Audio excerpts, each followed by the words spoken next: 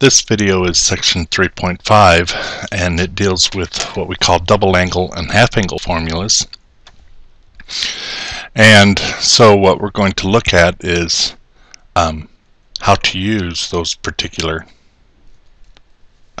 formulas. If we know that the sine of theta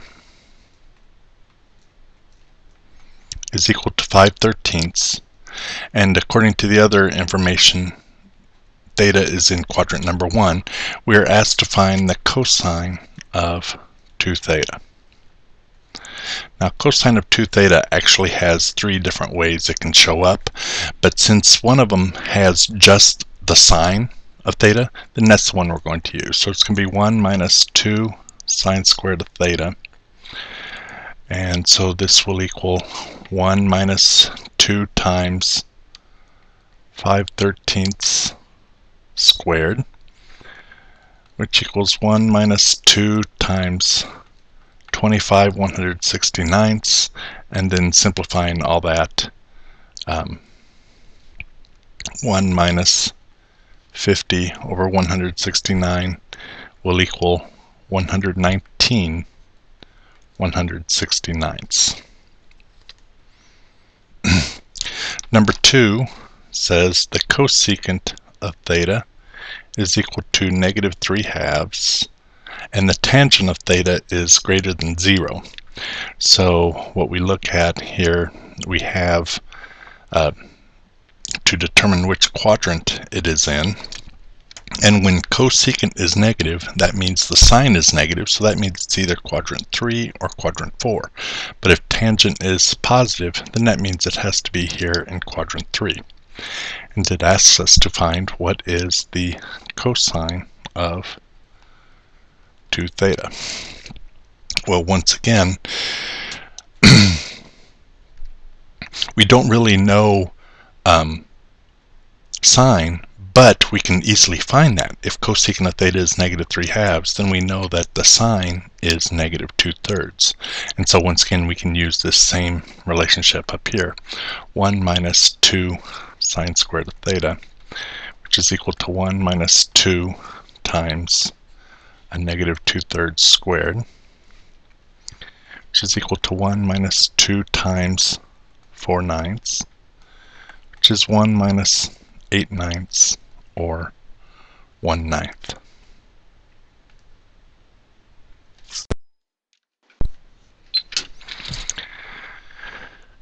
Example number 3.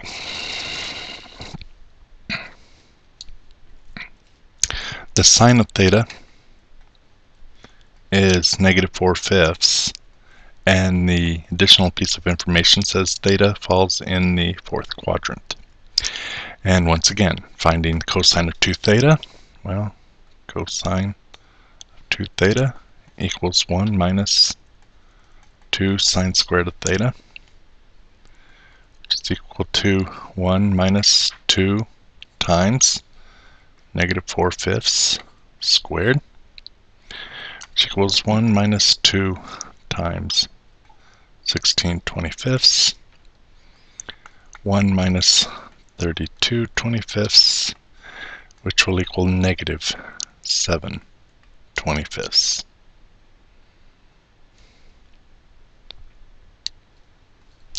Example number 4. The cosine of theta is equal to -5/13, and theta falls in the 2nd quadrant, and we are asked to find the cosine of 2 theta. Well, here we know cosine, and so we need to use one of the other of the 3, and that is 2 cosine squared of theta minus 1. So this will be 2 times -5/13 squared minus 1, which equals 2 25/169 minus 1, which equals 50/169 minus 1, which will equal a -140. Let's try -119/169.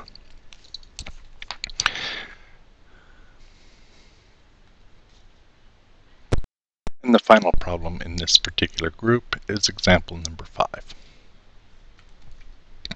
Example number 5, we're told the cosine of 2 theta is equal to negative 24/25. And the quadrant, if 2 theta is somewhere in the second quadrant, then theta would show up somewhere in the first quadrant. We need to be very careful with the way that information is shown. And we are asked, what is the sine of theta? Well, we know that cosine of 2 theta is negative 24/25. But at the same time, we also know cosine of 2 theta can be written as 1 minus 2 sine squared of theta. And so now all we have to do is solve for sine of theta, because that's what we want to know. So I'm going to subtract 1 first, and that would be negative 49/25 equals negative 2 sine squared of theta. Divide both sides by negative 2, and I get 49/50 equals sine squared of theta. And then take the square root of both sides so that we get just sine of theta. Sine of theta would then equal 7/5√2. But rationalizing the denominator, we would get 7√2 over 10.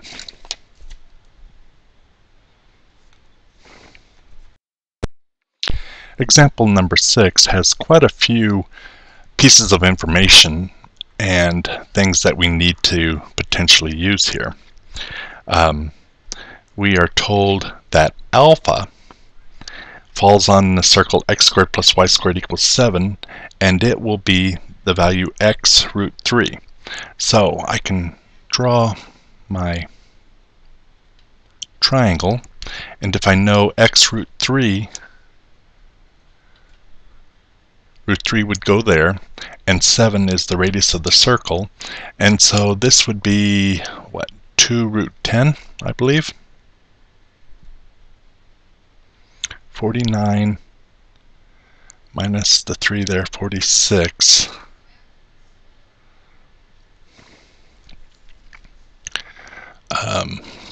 No, actually, that would be the square root of 46 only. And for beta,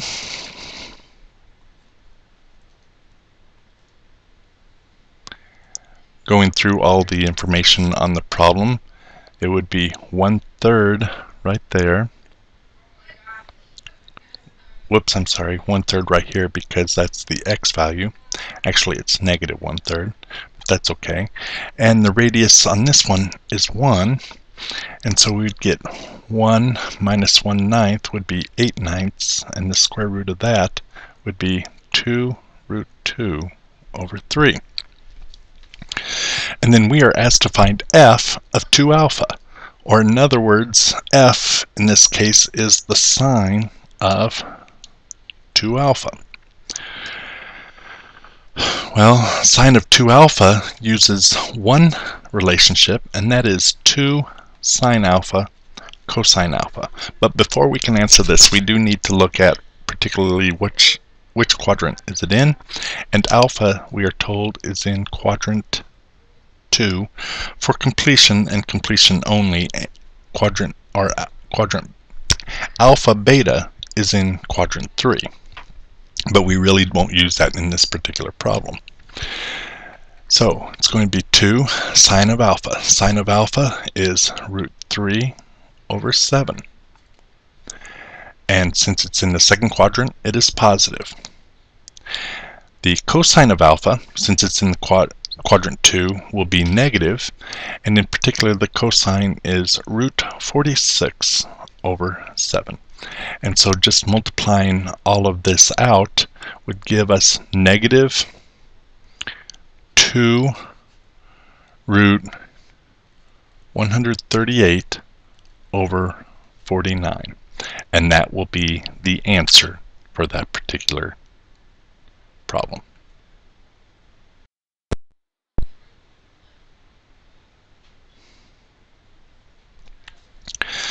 The next two problems we are asked to find exact values, and what we are using will be some arc values. And so we have the sine of 2 times the arc cosine of -3/5. So the first thing we have to do is determine what value is this going to give us here. So we are going to draw our triangle, and our cosine being 3/5 would be a 3 here, a 5 here, and using the Pythagorean triple we have a 4. Since it is negative, we know that we are talking quadrant number 2. Quadrant number 2 is where we are at, and what we want is the sine of 2 our angle, the angle that we just got done finding, alpha. And so sine of 2 alpha is 2 sine of alpha cosine of alpha. And so that would be 2 times, okay, the sine of alpha in quadrant 2 is positive, so that is 4/5. And the cosine of alpha in quadrant 2 is negative, -3/5. And then it's just a matter of multiplying all this together. We get -24/25 is the final answer.